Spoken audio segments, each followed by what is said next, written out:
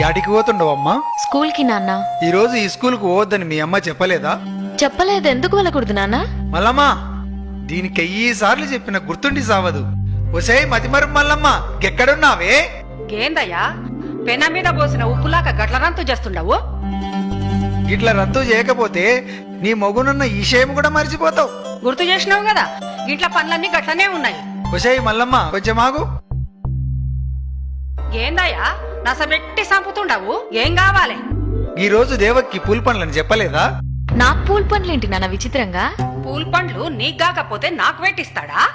పుస్తకాలు లోపల పెట్టి ముందు సీర కట్టుకోపో.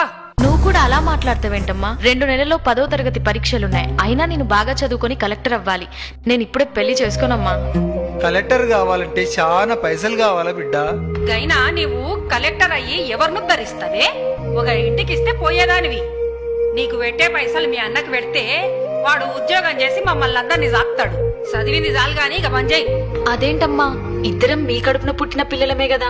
ఇద్దరిని అన్ని విషయాల్లో సమానంగా చూడకపోయినా కనీసం చదువు విషయంలో అయినా చూడండమ్మా. నేను బాగా చదువుకొని కలెక్టర్ కావాలని ఆశగా ఉందమ్మా. దయచేసి కాదనకండి. ఆడపిల్లంటే భారం కాదు, బంగారం అని నిరూపిస్తానమ్మా. చూడు బిడ్డ, నీవు 10 పాస్ అయితే పెళ్లి చేసుకోడంట నీ బావ గోపన్న. ఇంతకంటే పెద్దగా చదివితే నిన్నెవడు చేసుకుంటాడు బిడ్డ? లచ్చల కట్నం గెక్కనిచ్చి తేవాల.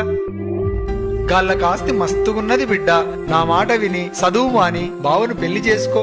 అయ్యో నాన్న, మనిషికి తరగని ఆస్తి చదువేనని మా సార్ వాళ్ళు చెప్పారు. చదువు అనే ఆస్తి ముందు ఏ ఆస్తి పనికిరాదు నాన్న. అయినా నన్ను 10 పాస్ కావద్దని చెప్పడానికి వాడేవాడు నాన్న? అలాంటి వాడిని ఈ జన్మలోనే కాదు, ఏ జన్మలో కూడా పెళ్లి చేసుకోను. ఏందే నోరు పెద్దగా చేస్తుండవు? 10 కూడా పాస్ కాక ముందే ఎదురు ములుగుతుండవు. ఇంకా పెద్దగైతే మా మాట వింటావా? పుస్తకాలు ఇంట్లో పెట్టి పోయి చీర కట్టుకోపా. అంతగా పెళ్లి చేయాలనుంటే అన్నయ్యకి పెళ్లి చేయండి. వాడు నాకంటే ముందే పుట్టాడుగా. హలో సిస్టర్, కలలు కనండి, వాటిని సార్థం చేసుకోండి మన దివంగత రాష్ట్రపతి అబ్దుల్ కలాం గారు చెప్పారు. నేను డాక్టర్ కావాలని కలలు కంటున్నా. నన్ను పెళ్లి ఊబిలోకి లాగి నా కలల్ని కలలు చేయొద్దు. నీకొక్కడికే ఉందా కలలుగానే స్వేచ్ఛ? నాకు లేదా? అమ్మాయిలకి కలలుగానే స్వేచ్ఛ ఉందో లేదో నువ్వే ఆలోచించుకో సిస్టర్. ఒకవేళ ఉన్న అమ్మనాలతోని సామరస్యంగా మాట్లాడుకొని పరిష్కరించుకో. బాయ్ సిస్టర్, కాలేజీకి వెళ్ళొస్తా. ఇది మంచిగా చెప్తే వినేటట్టు లేదు. పుస్తకాలకి ఇక్కడి నన్ను చంపిన పర్లేదు, నేను పుస్తకాలు మాత్రం ఇవ్వను. నేను స్కూల్కి వెళ్తా. మీ మామకు మాటిచ్చిన బిడ్డ, నా ఇజ్జత్ తీయకు. లోన్కి పోవే. అమ్మా వద్దమ్మా. హలో, ఫోన్ ఎత్తండి సార్. ఫోన్ ఎత్తండి సార్ ప్లీజ్.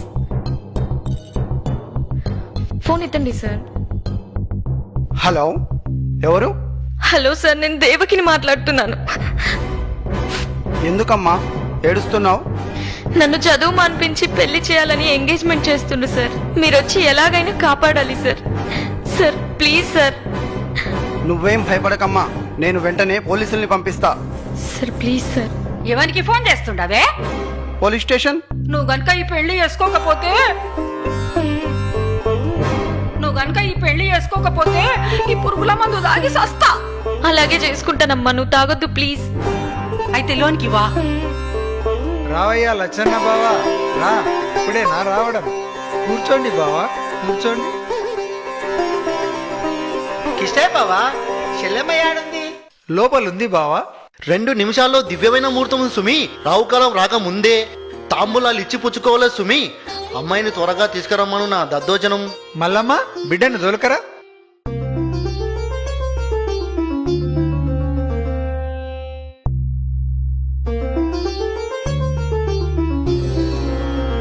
అమ్మాయి బేషుగా ఉంది. పేరేంటమ్మా? దేవకి. దేవకి గోపన్న నామస్య సుమూర్తె సుమూర్తస్తో. అయ్యా, తమరిద్దరూ తాంబూలాలు ఇచ్చి పుచ్చుకోండి.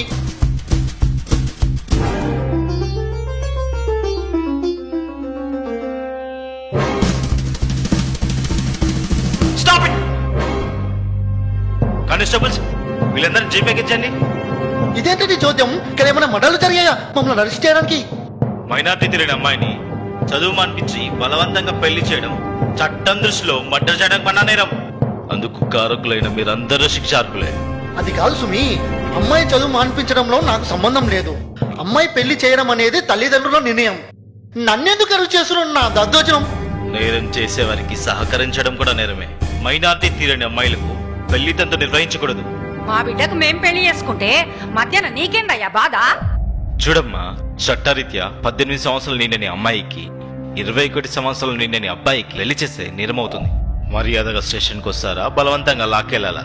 ఫోన్ చేసి పోలీసులను పిలిపించి మా ఇజ్జత్ తీసినావుగా ననే. ఈ రోజే నువ్వు చచ్చిన రోజు అనుకుంటాం. ఇంకొక్క నిమిషం కూడా గీడుండొద్దు. పోవే. చూడు బిడ్డ, ఇంకెప్పుడు నా ఇంటికి రావద్దు. కాదని వస్తే గదే రోజు మేమిద్దరం చచ్చిపోతాం. వెళ్ళవే. సార్ మీకు దండం పెడతాను. మా వాళ్ళని వదిలేసి నాకు ఎక్కడైనా చదువుకోవడానికి అవకాశం ఉంటే కల్పించండి. నీలాంటి అమ్మాయిలకు రక్షణ కల్పించడానికి ప్రభుత్వం స్టేట్ హోమ్ ఏర్పాటు చేసింది. అక్కడ నువ్వెంతవరకైనా చదువుకోవచ్చు. వెళ్దాం పదమ్మా.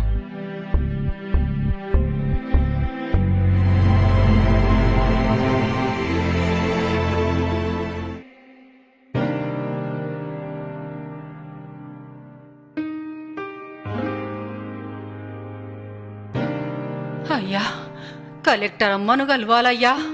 అలాగే ఆగండి అమ్మా.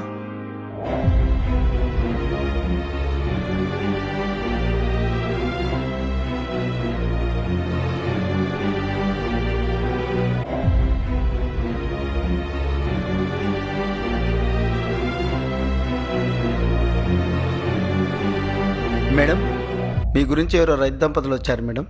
ఎక్కడి నుండి? చెప్పలేదు మేడం. లోపలికి రమ్మనండి.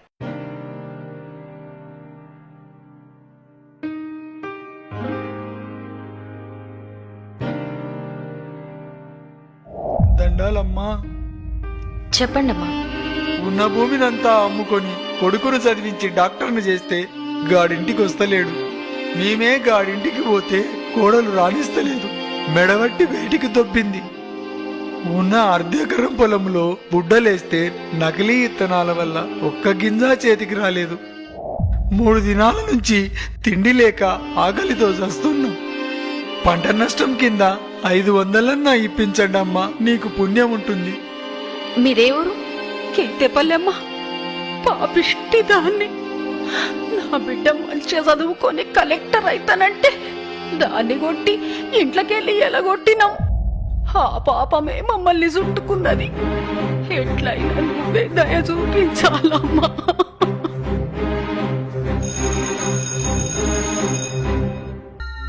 మేడం. ఆర్డీఓని రమ్మనండి. Okay madam.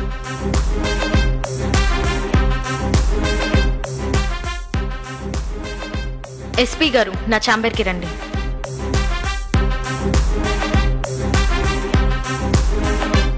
Good morning madam. మన జిల్లాలో పంట వేసి నష్టపోయిన రైతులందరికీ 24 గంటల్లోగా నష్టపరిహారం అందించాలి. ఈ విషయంలో ఆలస్యమైతే all will be suspended. Mind it. Okay madam.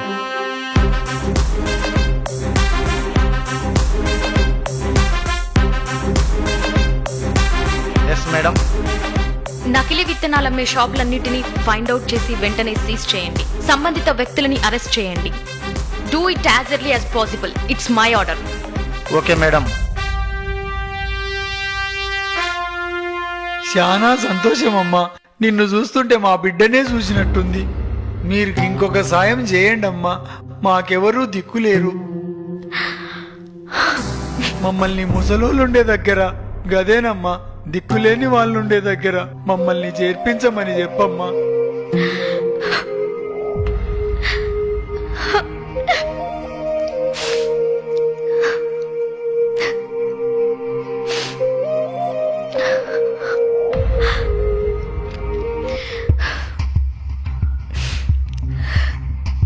నన్ను క్షమించండి నాన్న.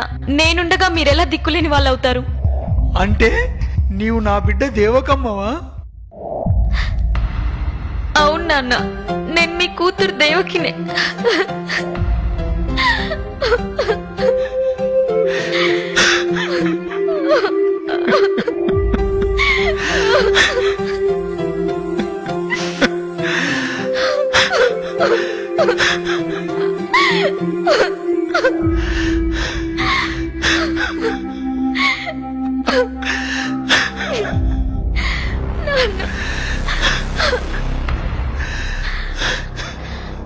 అమ్మా, నేనమ్మా మీ కూతురు దేవకిని. పాపిష్టి దాన్ని. నన్ను అమ్మ అని పిలువకమ్మా. నీవు చదువుల తల్లివి. నీవే ఎక్కడుంటే అక్కడ అందరు చల్లగా ఉంటారు. ఢిల్లీకి రానైనా తల్లికి కూతురే కదమ్మా. పదండమ్మా, మన బంగ్లాకి వెళ్దాం.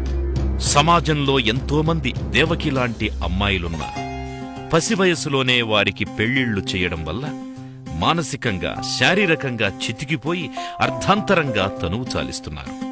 వారి ప్రతిభా పాటవాల్ని మొగ్గలోనే త్రుంచివేయకండి.